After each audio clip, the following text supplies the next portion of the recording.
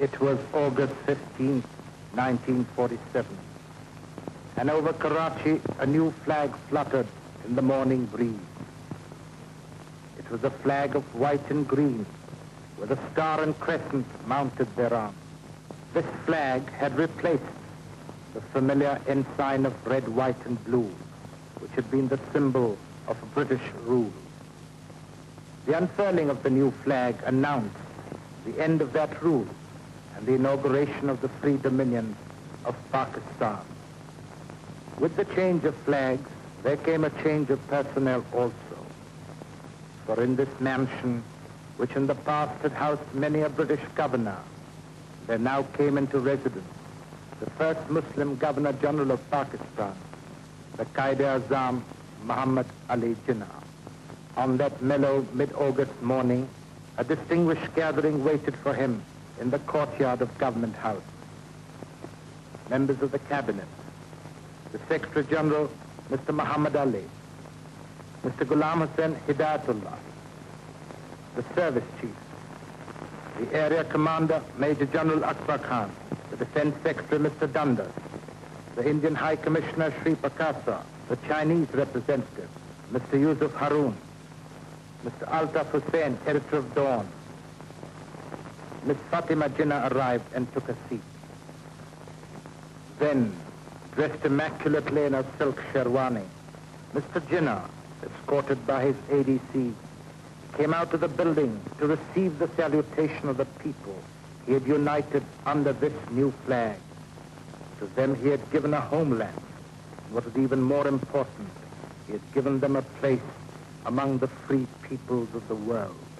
The birth of Pakistan had coincided with his taking over the Governor-Generalship of this new dominion.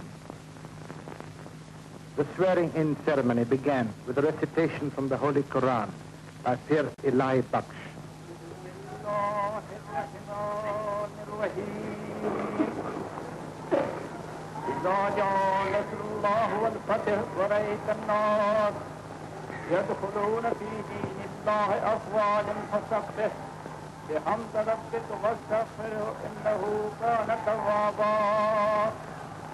The Secretary General of the Cabinet, Mr. Muhammad Ali, then read His Majesty's commission.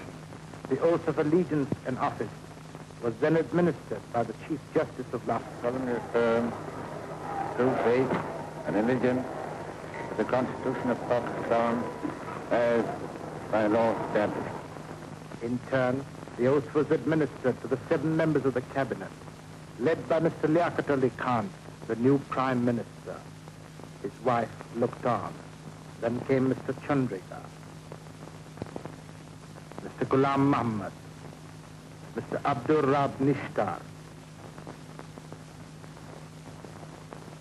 Mr. Ghazanfar Ali Khan, Mr. Mandal, followed by Mr. Fazlur Rahman. Duly sworn in, His Excellency Quaid-e-Azam Muhammad Ali Jinnah then went to the top of the steps. The flag of the new dominion was unfurled, and a new chapter began for that part of this continent which would henceforth be known as Pakistan. As he stepped down to inspect the guard of honor, no one could have been more conscious of the importance of that moment than the man who had made that moment possible. As he put it in a broadcast to his people that day, August 15th marks the fulfillment of the destiny of the Muslim nation. He was aware also of the responsibilities of that state and of its citizens, for as he said in the same broadcast, it gave them an opportunity to demonstrate to the world how a nation containing many elements can live in peace and amity and work for the betterment of all its citizens, irrespective of caste or creed. He defined the object of Pakistan as peace within and peace without. He said they wanted to live peacefully and maintain cordial, friendly relations with their immediate neighbors and with the world at large. He said that Pakistan would have no aggressive designs against anybody. So dedicated, Pakistan started out on its new adventure. Back in the courtyard, the Quaid-e-Azam received the felicitations of his closest friends and of those who were to play a part in the future of Pakistan. For his people, the dawn had come. Our minds go back 71 years ago to a Christmas day in that same city of Karachi when the Quaid-e-Azam was born.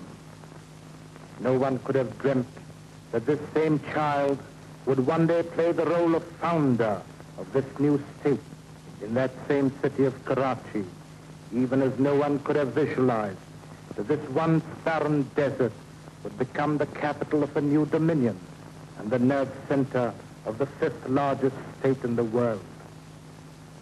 To this same city of Karachi, in August 1947, there arrived by train the advance guard of the army of architects who were to lay the foundation of this new homeland and who were to build it from scratch. These architects, workmen, technicians, poured into Karachi daily. All these incidents, this enthusiasm, this concentrated effort was a sequel to the statement of the British government on June the 3rd, 1947, when His Majesty's government announced the plan for the partition of India and for the creation of two dominions. On that occasion, speaking over the radio, Mr. Jinnah said, "We must remember that we have to take momentous decisions and handle grave issues facing us in the solution of the complex political problem of this great subcontinent inhabited by 400 million people. The world has no parallel for the most onerous, difficult task which we have to perform.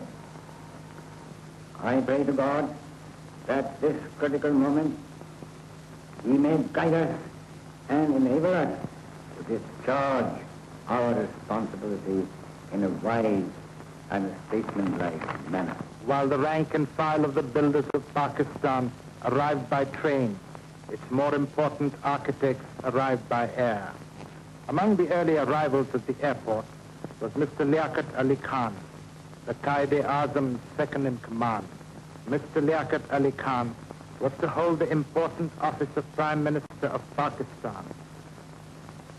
The planes kept arriving, and the excitement mounted till August 7th, when the Quaid-e-Azam was to arrive in person. Many of his followers had come from near and far to see him land on this soil on which, centuries ago, another Muslim, Muhammad bin Qasim, had also landed. The arrival of Mr. Jinnah in Karachi was for his people an equal thrill. He was a man who had promised them Pakistan, and he had got it for them. Now he was with them. He had set foot on Pakistan for the first time. Their dreams had become a reality. With him was his sister, Miss Fatima Jinnah, the First Lady of Pakistan.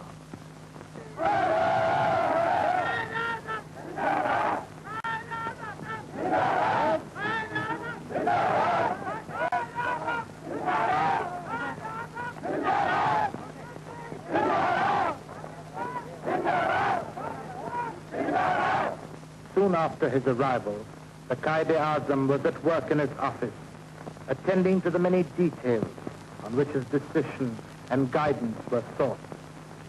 For him, it was not enough